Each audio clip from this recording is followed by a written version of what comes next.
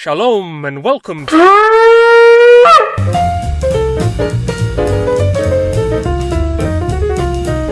This is the Middle East, and here's Israel. Now let's go, shall we? Israel's history is exceptionally ancient, with the semi-nomadic Natufian culture boasting the oldest evidence of beer making in the world. Good to know early humans had their priorities right. The years passed, and one of the world's oldest cities was constructed, Jericho. During the Bronze Age, we spy the rise of a Semitic-speaking city-dwelling people called the Canaanites, and the land came to be known as Canaan. These Canaanites were very likely among the Hyksos folk, who gained control over northern Egypt in the 1600s BC. Ruling till they were expelled by Ahmose I around a century later. Meanwhile, we observe another people group in the land of Canaan, whose first mention is on the Egyptian Merneptah stele of the 1200s BC, a humble tribal confederation of shepherds called Israel. The Israelites, also known as Hebrews, were unique among all the nations around them in that they did not worship an extensive pantheon of deities, but rather one god, and while their neighbors built grandiose monuments of brick and stone, Israel's glory was in words. The Hebrew Bible would change the world in the way an obelisk never could, by inspiring the mind and soul with thoughts that have gripped and shaken the hearts of billions up to this very day. The Hebrew Bible is called the Tanakh, and the first 5 books of it are called the Torah. It recounts how Abraham was called by God to travel from his home in Ur to the land of Canaan, which was promised to him and his descendants forever. This divinely sanctioned real estate deal was repeated to Abraham's son Isaac, and to his son Jacob, who was renamed Israel. Jacob had 12 sons, whose families became the 12 tribes of Israel. After centuries of servitude in Egypt, they were delivered by Moses, who led the people to the brink of the promised land Canaan, which was subsequently conquered by his successor Joshua. The biblical books go on to describe Israel's incessant squabbles and conflict with surrounding peoples, the most troublesome being the Philistines, who are commonly believed to have been among the marauding sea peoples who troubled the eastern Mediterranean during the end of the Bronze Age. Ramses III of Egypt fended them off in the 1100s BC, but the Israelites were not so successful, and the first king of Israel, Saul, committed suicide after losing to the Philistines at the Battle of Gilboa. But things changed under King David, who became the benchmark of Israelite kingly greatness. David's story, as recounted in the books of Samuel and Chronicles, is one of military success and territorial expansion, one of his most celebrated feats being the conquest of a city called Jerusalem, which became his capital. Under David's son Solomon, the kingdom of Israel is described as having attained its zenith of wealth, power, and magnificence. Solomon built the legendary temple, where the Israelites worshipped and sacrificed to God according to the laws of Moses. It also housed the Ark of the Covenant, the golden chest containing the 10 Commandments. Though Solomon was renowned for being wise, his son was otherwise. Rehoboam's refusal to reduce taxes led to most of the 12 tribes breaking away from the union under the leadership of Jeroboam, who became the king of the north. So the state was split in two, with Israel up the top and Judah down the bottom. The term Jew derives from Judah. This divided era was a sort of golden age of prophets, who arose to warn the people that they would be punished for their wickedness, but also brought the consolatory news that one day a Messiah would arise and be their savior. The northern kingdom lasted 2 centuries before being conquered by the Assyrians in the 720s BC. The only surviving image of an Israelite king is this unflattering depiction of Jehu bowing before Assyria's Shalmaneser III. The biblical authors depict Judah more favorably, but the prophets had spoken, judgment awaited, and in 586 BC the Babylonians swept in and destroyed the temple and carried off numbers of Jews to Babylon. Around 538 BC, after he had conquered Babylon, Persia's Cyrus the Great issued a decree that permitted the Jews to return to their home and rebuild the temple, which they did. So the land continued as a Persian province until the 330s BC, when Alexander the Great marched in and established Greek rule. Grecian culture appealed to many Jews, and things were going pretty well under Antiochus III here, but his son proved a nightmare for the Jewish people. Antiochus Epiphanes initiated an all-out attack on the Jewish religion, which in turn provoked a furious revolt in 167 BC, which succeeded in gaining independence for Judea. The warrior priest Judas Maccabeus cleansed the profaned temple and rededicated it to the God of Israel, an event remembered annually by Jewish people at Chanukah. So Judea was free, but not free from problems, like quarrels over the throne, and after a civil war the land fell to the Romans. It officially became a province in 6 AD. Meanwhile, a baby had been born in a village called Bethlehem, who grew up to be so enormously influential, many consider him the most momentous figure in all history. Of course this was Yeshua, Jesus, whose miraculous ministry during the reign of Tiberius drew a fervid following around him, but also many enemies. After being falsely accused, he was crucified and buried, but after witnesses declared he had risen from the dead, and these same witnesses willingly suffered horrendous deaths for their faith, it was clear something big was happening. Devoted Jews began preaching the gospel, the good news of Jesus, whom they declared to be the Christ, the Messiah, and none did so more effectively than Paul of Tarsus, whose letters to the churches he founded contained the core of Christian doctrine, a faith that spread all through the Roman Empire and beyond, and went on to become the biggest religion in the world. Now, while the first Christians were all Jews, it soon became clear that the majority of the children of Israel did not accept Yeshua, and were meanwhile growing more and more fed up with Roman rule. And you better believe there was war. In 70 AD, after years of fierce fighting, the Romans under future Emperor Titus captured Jerusalem, destroyed the temple, burned the city, and enslaved the populace. Jewish rebels famously continued the struggle at the siege of Masada, where according to Josephus they chose to kill themselves rather than surrender. In 132 the Jews revolted again, and this time Rome's fury knew no bounds, and after crushing the revolt and killing over 500,000 Jews and selling more into slavery, they renamed the region Syrian Palestine. The name Palestine derived from the Philistines, and was how the Greeks had referred to the land. Now, while communities of Jews continued to live in Palestine, most were scattered abroad, and remained so for many centuries. The 7th century saw the region conquered by the Muslim Arabs, who constructed the Dome of the Rock Shrine and Al-Aqsa Mosque on the mount where Solomon's temple once stood. Non-Muslims were forced to pay the jizya poll tax. Jews had to wear yellow and Christians had to wear blue. Muslim rule continued until 1099, when the European forces of the First Crusade stormed in and conquered it, taking Jerusalem amid much slaughter and establishing a Christian kingdom under Baldwin I.